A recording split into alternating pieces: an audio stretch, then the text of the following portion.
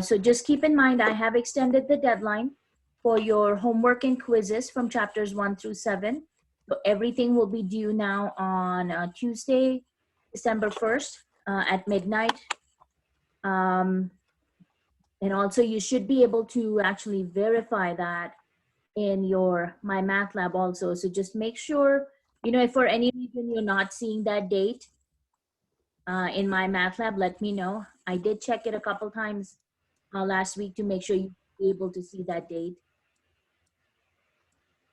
So again, December 1st. So you should be able to see.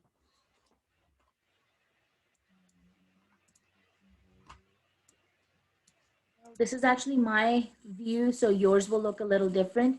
But as you can see, the due date, for each of these assignments is at, December 1st at midnight. Now, as I was telling you guys last week, go ahead and work on chapter 7 first, because that's the newer material that you have. And then once you're done with chapter 7, come back and work on anything else that you would like to.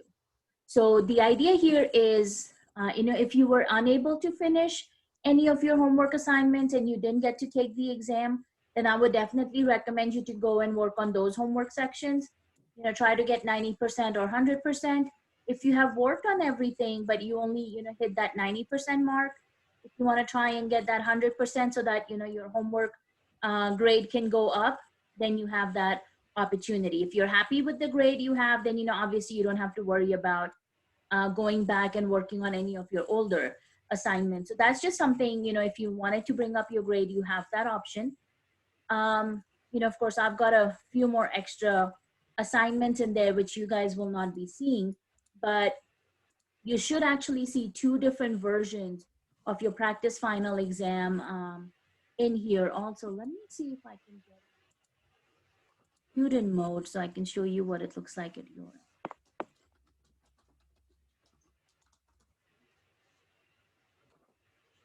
So if you actually click on all assignments, I think you should be able to see this. Okay, yeah, so this is what your mode should look like. So if you keep scrolling all the way down to the bottom. Now, as you will notice, I have not opened up the practice exams and the exams, because the exam, you just had that one attempt. If you, obviously you cannot go back and retake any of those. So none of the exams are open, but all homework and quizzes are. So as I said, if you go all the way down to the bottom, you will see you have 2 different versions of the practice final exam. The one that says unpooled is going to have like 100-some questions in there. And this is actually just to show you the different versions of each type of problem. So, if you just kind of look through this, as you can see, there's 143 different problems in here. It actually just shows you what the different versions of the problem you can see. Because, all of these examples that you're seeing right now are all for the same problem. But since we pool our questions, you don't know which one of these is actually going to show up in your exam. So the unpooled version actually just shows you the different variations. So now you can see we're getting into the absolute value equation. So there'll be a couple different types of equations on that. So this is what the unpooled version does. It just shows you all the different types of examples you have. Guess I'm gonna submit my quiz for now. Let's see, can we go back to homework from here?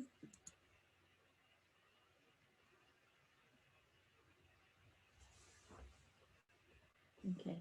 As you can see, I do not use the student version often, so I have no idea what I'm doing here.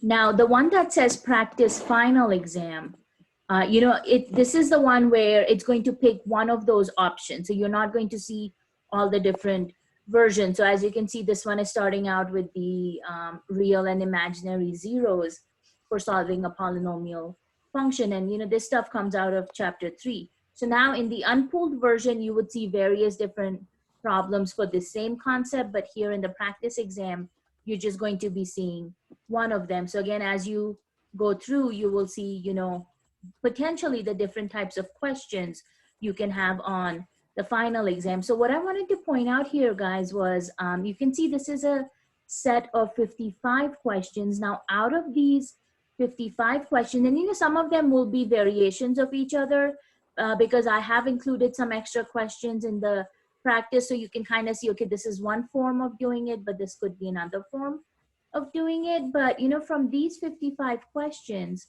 I have chosen 25 questions that you will see on the final exam. So that's kind of how I design my exam. So start working once you're done with your homework. Start working through these practice exams, because this is going to be your best way to study, because everything that you have done during this semester is going to be right here in the practice exam. So I would say look at both of them. The longer version, you don't have to solve each single problem. You can just look through them and kind of make a mental note, like okay, this is the process that I would need to do. If you're comfortable with that problem, you can skip. If you're not sure how you need to do that problem, then that's probably the one I would ask you to spend most time working on. So that's one thing I wanted to point out to you over here in your MyMathLab. Another thing I wanted to kind of let you guys know, and those of you who are in the Math 093 course, the lab, you should have also received emails from me about that. So this is, you would need to go into your shell for Math 093 specifically, and you will see I have made an announcement over here for what you guys are going to be working today during the lab time. And of course you can do that before lab also, you don't have to wait till lab time. But if you go under assignments, if you look at these assignments right here at the top, if you click on assignments, and again, your version is actually going to look a little bit different. Let me get this turned on. Let's see if I can show you your version here. So, first of all, I would recommend read through this assignment, announcement over here for your assignment. I've included a link if you needed extra help on, adding and subtracting rational expressions, so you can look through that. And then I've also included the instructions on what you need to do for this assignment. But like I said, if you go under assignments over here,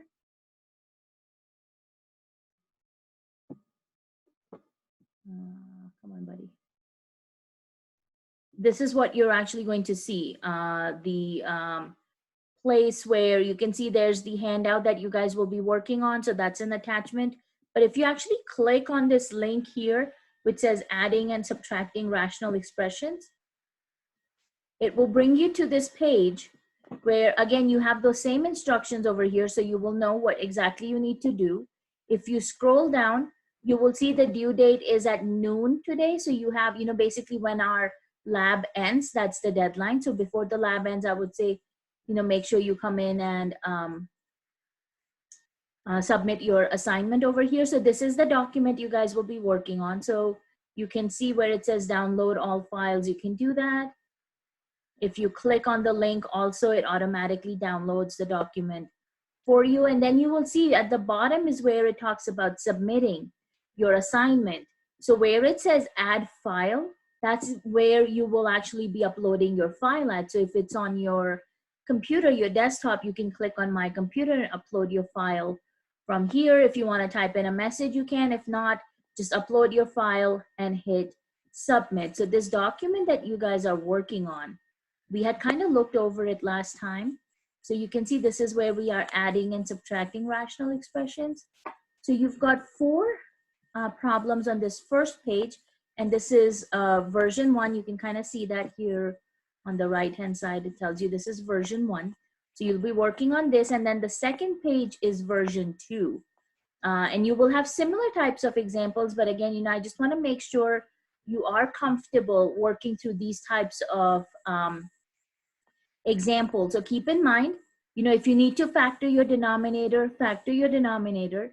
You will need to find your common denominator. Remember, we talked about this, finding the least common denominator, and then you can start adding and subtracting your expressions. Hannah, if you want to do this as extra practice, you can, but yeah, you don't have to do it as part of the lab. Okay, thank you. You're welcome. So just make sure, guys, that you are submitting this. Like I say in the instructions, show your work. Don't just give me the final answer, because I want to make sure that as you are working through this, you are comfortable working through this. And if you get stuck, you have a question, feel free to send me an email. But before your deadline ends, at least submit something. Whatever work you have done, submit it. If you can scan it, save it as a PDF file, and then you can send it to me as a PDF file. And again, remember, your submission happens here through D2L. If you are not able to scan it, then just take a picture, with your phone or something, and you can attach the pictures. So whatever works best for you. There's a lot of different apps that you can download on your phone which help you scan documents. I know Cam Scanner is one of them. That's what it is. I'll put it in here. So it's called Cam Scanner. I know there used to be, I haven't used this one in a while. There used to be another app called Tiny PDF. I know iPhones also have scanning through their notes option. So, whatever is comfortable for you. If you can scan those would be the easiest, because it makes it easy for me to download also. Just make sure you're doing neat work so I can read your handwriting properly. So just something I wanted to point out for those of you who are in the lab. Now, coming back to our college algebra over here. So that's basically what we are looking at, is, trying to use this practice final over here to try and help you out. Now, I did want to point out this shorter version of the practice final exam. The questions are scrambled, so they are not going to be in the order from, chapter 1 to chapter 7. So they will just keep popping up, because that's the same format you will see in, the final exam also when you take it. They're not going to be in order from chapter 1 to chapter 7. So they'll just keep moving around. So these tests are going to be scrambled. The unpooled version is not scrambled. The unpooled version goes in order, so that way you guys can kind of keep track. So I did want to take, since we can be here for some more time, I did want to go over some of these examples. So we'll do some of the examples today. And then when we come back next week on Monday, we'll continue where we left off. So let's start with this first question that we have over here. So this one, as you can see, is talking about using transformations to graph the function, and then talk about domain and range. And this is something we've actually talked about quite a bit extensively with chapter 2, chapter 3, and then we again talked about parabolas in chapter 7. So you should recognize that this is definitely the transformation form of our parabola. This specific question is actually coming from chapter 3. So let's start by talking about domain and range first. The other thing you can actually do is, because this is given to us in the transformation form, you can go ahead and start by identifying the vertex for this parabola also. So can you tell me, looking at your equation over here, what the vertex of this parabola is going to be?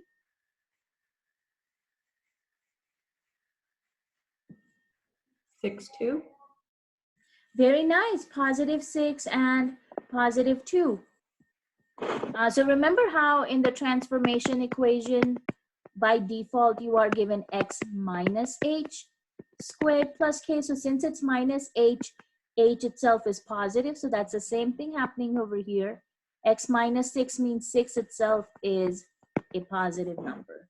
So you've got 6 and 2. Does anybody have an idea on if this parabola is opening up or down? I believe it's opening up. It's opening up, because you can see in front of the parentheses x minus 6, there's not a negative sign, right? So if there's no negative in front of your function, that means your a value is positive, and if a value is positive, your parabola opens up. So we know this is going to be the general idea. Your vertex is going to be the lowest point, which will be at 6, 2. All right, so next question. What is the domain for this function? Wouldn't it be just negative infinity to positive infinity? Very nice. Since your parabola is opening up, that means the left arm of our parabola will be going to negative infinity, right arm going to positive infinity. Very nice. So domain is going from negative infinity to positive infinity. All right, guys. So what do you think about the range then for this function? What is the range going to be? 2 to infinity? Say that one more time. Would it be 2 to infinity? Very nice. Yeah. And that's why you needed to know what the opening of your parabola was. So since we know that it's opening up, that means the k value or the y coordinate of our vertex is going to be the lowest point on our graph. So that means you are going to be starting at that positive 2. And since your graph is headed upwards, we know those arms are headed towards positive infinity. So very nice. Your range is going to be 2 to positive infinity. And remember, you are including that 2. So for our domain, let's type this in. We are looking from negative infinity to positive infinity. And then for the range would be including 2 to positive infinity. You know, of course, we will not be able to check these answers till we submit the quiz. Let's talk about the graph next. So let's click on that. This is going to be a parabola opening up. So you're choosing the vertical parabola tool here. See if I can, you know what, I'm just gonna go ahead and clear this. So let's click on our parabola. So as you can see, the little box did not pop up, right? Which means you are having to select points to draw this. So let's go ahead and clear the graph out. We will need to start with our vertex. So remember, our vertex is at positive 6 and positive 2. So that's going to be the vertex. Now we need one more point to graph this. So what can we do for that second point?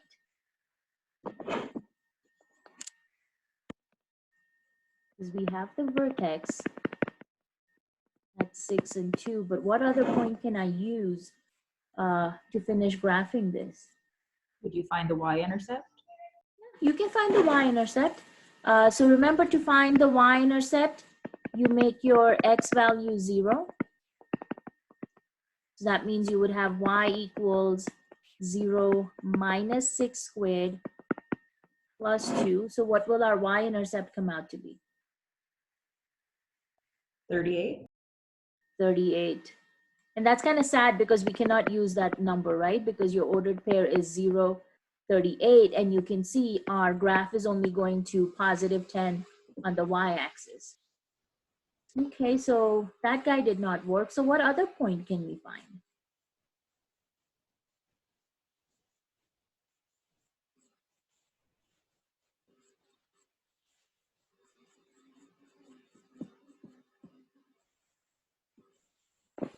Could you use the slope?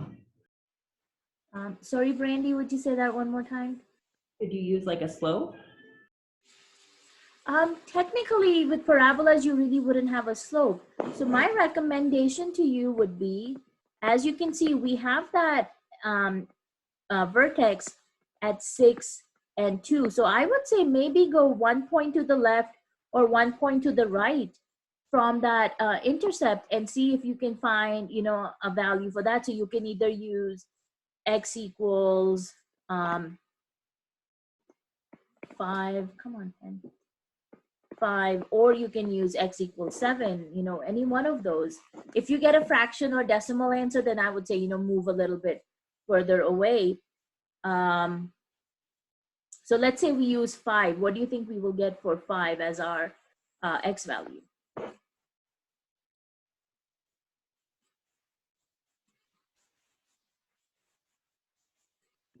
3. Yeah, very nice. So when x equals 5, and actually it would be a similar answer because of symmetry with x equals 7 also. You would end up with y equals 5 minus 6. You know, the quantity squared plus 2. So 5 minus 6 is negative 1. Negative 1 squared would be positive 1. Positive 1 plus 2 is 3. And like I said, you know, 7 minus 6 would also be 1. So you would actually have the same answer for this guy. So you can use any one of these points to help you come up with the second one. So let's see, if we did 5 and 3, that's going to be here. And as you can see, 7 and 3 is going to be this point over here. Alrighty, so let's save this. And you know, like I said, we're actually going to have to wait till we submit this quiz to see if we did this correct or not. Okay, so we're done with the graph. We've got our domain and range. Let's take a look at what's next. Okay, so this one is talking about graphing. Okay, thank you, Anna. I hope you feel better. Take care. So this one here is talking about matching your graph, you know, with the 4 given options. This question is coming from chapter 3 also. Oops, what did I do? So as you can see, this is again actually giving you a parabola, but remember this can be a 3rd degree polynomial, a 4th degree polynomial. So this is where, if you remember, we talked about how to draw good graphs. So we had talked about, you know, symmetry. We had talked about what are your what's the behavior of our graph at the x-intercepts. And then remember we had talked about the leading coefficient test, where we had talked about what are the arms of your function doing. Is one arm going up and the other one going down? You know, both of them are going up or both of them are going down. So those would be the kind of things you would actually be looking through for this question over here.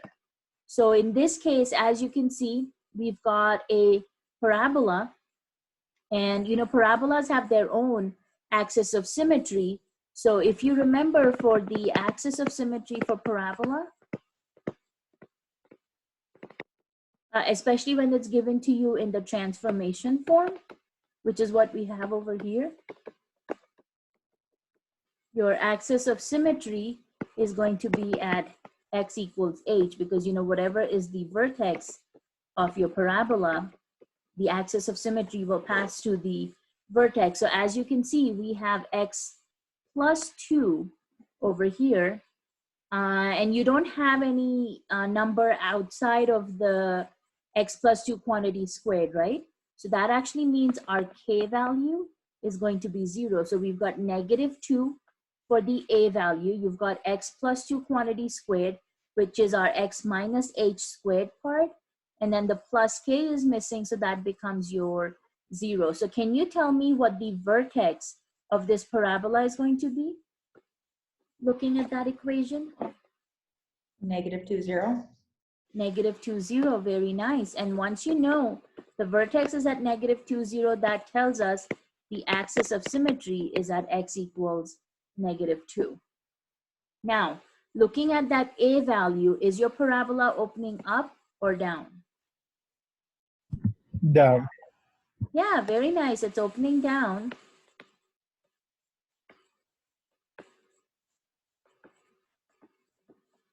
So as you can see, graph A and graph D are automatically out of the question. So just looking at graphs B and C, and let me see if I can actually just zoom in a little bit over here. So looking at, let's try and keep that equation visible. So looking at the equation, your vertex, axis of symmetry, which graph would you be leaning more towards? B or C? Okay, Braden, you're talking about graph C.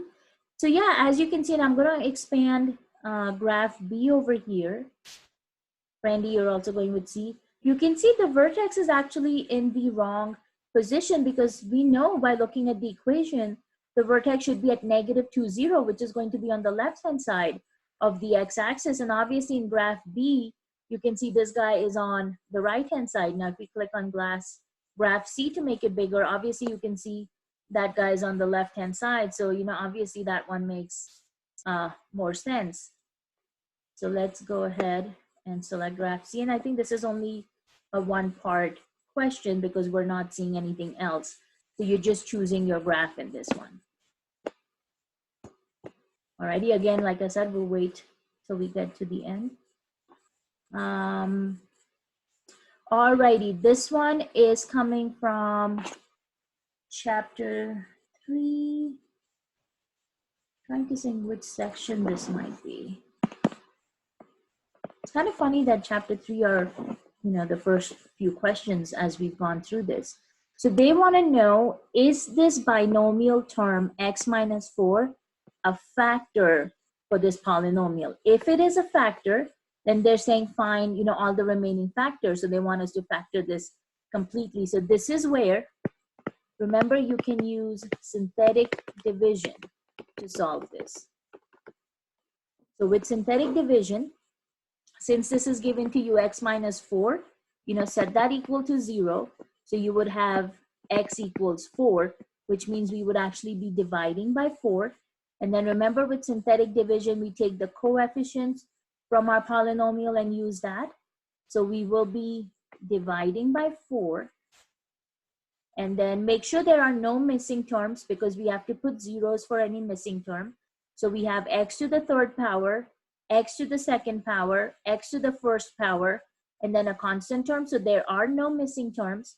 So we can write our coefficients down. So x to the 3rd has a coefficient of 1, positive 5x squared, minus 22x, and minus 56. Now guys, remember, if x minus 4 is going to be a factor, you should get a 0 remainder. So just to refresh your memory, with synthetic division, that first term always comes down as it is. You don't do any calculation with that. So can you tell me if you are getting a 0 remainder or not with this guy when you do your synthetic division?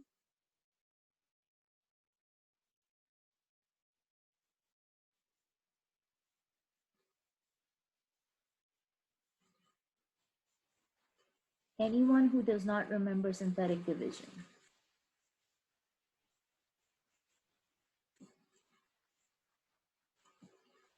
Hold on, what was the question again? Is everybody comfortable performing synthetic division, or anyone who did? I think I am. Quick question. Do we add or subtract once we get like the 4 times 1? You're adding. Thank you.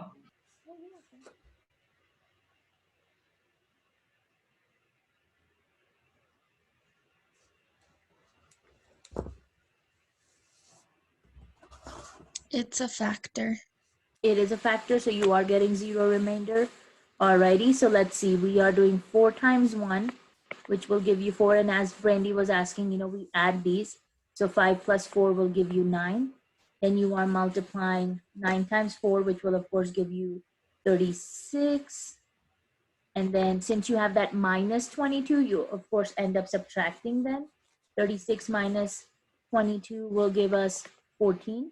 Then again, you multiply 14 with 4, and this will come out to be positive 56. So yeah, very nice, Maya. Positive 56, negative 56 cancel each other out, giving us a 0 remainder. So with 0 remainder,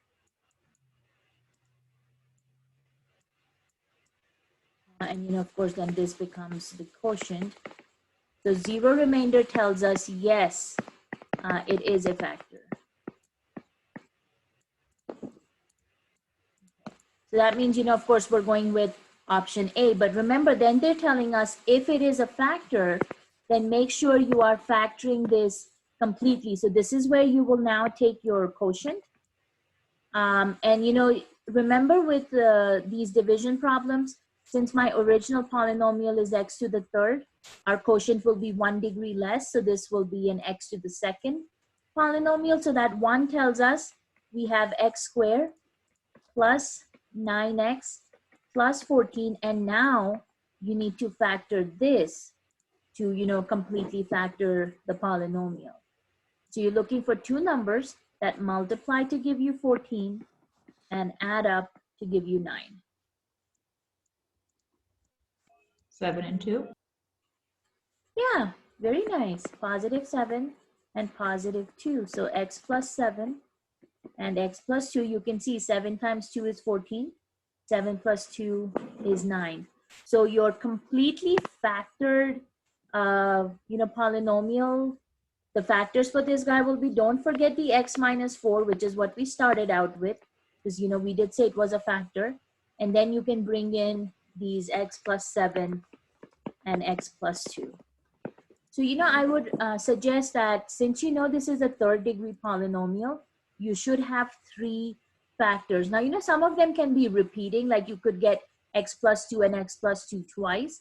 But as long as you know it's occurring twice, you will know that at the maximum, you know, we can have 3 different factors. And, you know, of course, with repetitions, they may not be different. So that's a good way to keep track of how many factors you came up with. So let's go ahead, put these answers in. Give me just a second. Okay. So x minus 4, x plus 7, x plus 2.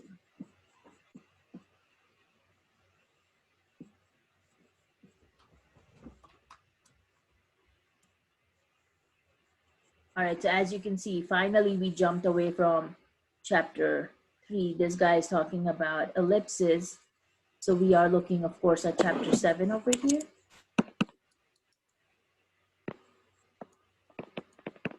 So they are asking to find the equation and then, you know, of course, select the graph. So as you can see, they're actually giving you foci and they're giving you x-intercepts. So looking at that foci, can you tell me if this ellipse will have a vertical or a horizontal major axis? Horizontal. Horizontal? All right, let's take a look here. So let's do a sketch, just a rough one. This is our x and y. So your foci is 0, 3, which means that's 0, positive 3, and 0, negative 3. So your foci is falling on the y-axis. So what does that tell us then? Vertical.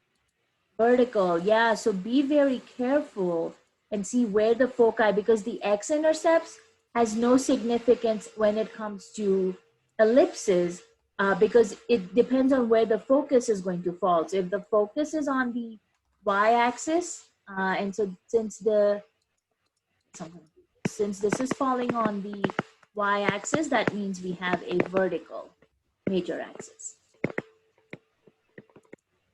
So remember, the foci will always give you the C value, and then the x-intercepts they're telling us is at positive 2, 0 and negative 2, 0. So we know for sure our ellipse is going to be crossing the x-axis, but then for the y-axis, your ellipse has to go above, you know, where your focus is going to be.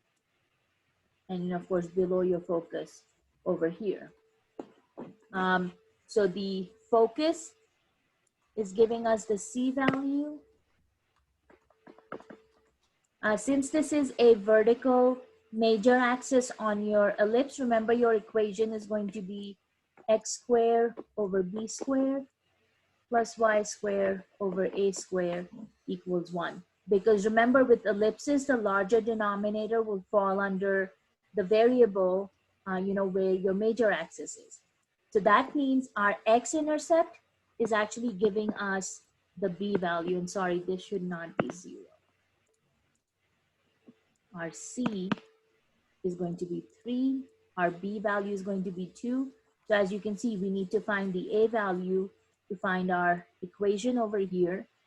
So remember, the relationship between A, B, and C for ellipses is A squared equals B squared plus C squared. So as you can see, our A squared will be B squared, which is 2 squared. C squared is b squared, and you're ending up with 4 plus 9. So our a squared comes out to be 13. So which equation are we looking at over here?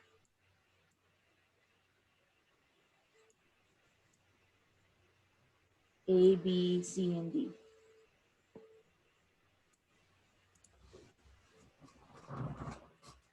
Okay, so Brandy, if you're talking about A, look at your denominator. That's just 2, which is the B value, right? It's not B squared. And same thing's happening with 13. 13 is going to be just the A value because your A squared is 13, right? Brandy, does that make sense? Yes. Yeah, okay. And then let's see, Maya and Katie, you guys came back with equation D. So let's get rid of this guy. And yeah, so you can see our B square value, since B is 2, B square is going to be 4, and A square we just calculated as 13. So yeah, it's definitely going to be equation D over here. So questions on that part, guys, about finding the equation for your ellipse? Okay, can you tell me how you are going to choose your graph between A, B, C, and D?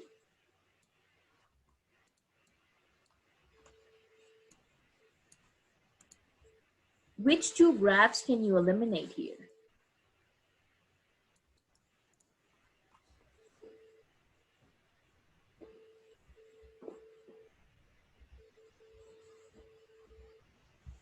Yeah, you can eliminate A and C because you can see just graph A has a horizontal, I didn't mean to do that, has a horizontal major axis. And graph C also, you will notice, has a horizontal major axis. Graph B is vertical and graph D is vertical. So you have to now choose between B and D. Let me make graph B a little bit larger. So this is graph B. You can definitely see that your y-intercept, sorry, not y, x-intercept, as they had told us, x-intercept is at 2, 0, negative 2, 0. So x-intercepts are definitely in the right position. Let's see graph D over here. Oh, look at that. Graph D, your x-intercepts are not in the right position. So even just by using the x-intercepts, you can see graph D is not going to work out in our favor. So it's going to be graph B over here. And remember, guys, I had told you this last time also. You can always take square root of 13, and it will give you an idea of approximately where your y-intercepts are going to be in this case, and it comes out to be approximately 3.6. So you can verify that, you know, these y-intercepts here are going to be approximately positive 3.6 and negative 3.6. So, you know, just another confirmation to help you out with that. Alrighty, so that's going to be graph B for us in this example. Did anyone have questions on that? All right, and unfortunately, guys, that's all the time I can give you today. So let's go ahead and submit our quiz, and let's look at these first 4 examples. So you can see we had a check mark on all of them. So this guy looks good with our transformation. This was just choosing your graph, factoring the polynomial, and then our last one with the ellipse.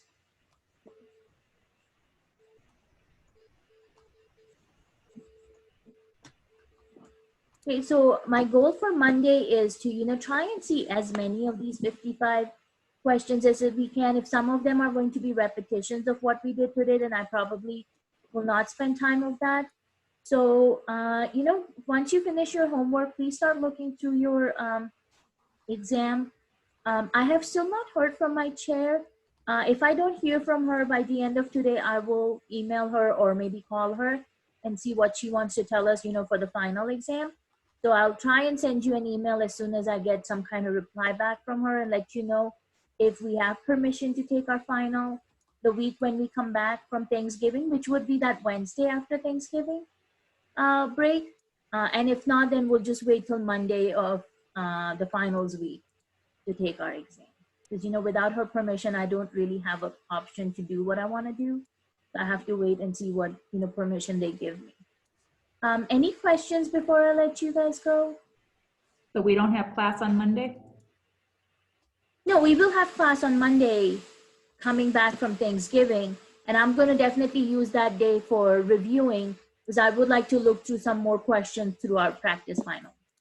All right. Okay. And then guys, just work through your assignment for the lab. Again, you don't have to wait till noon. As soon as you finish those problems, just go ahead and upload your document. If you get stuck on anything, at least shoot me an email so I'm aware that you got stuck on anything. But otherwise, I will see you guys, I guess, a week from today. Yeah, so happy Thanksgiving, everyone. Have a wonderful break, enjoy. Good luck and stay safe, and I will see you Monday morning. So good luck, everyone. Take care. Thank you so much. Bye. All right. Happy Thanksgiving. Bye. Happy Thanksgiving. Thank you.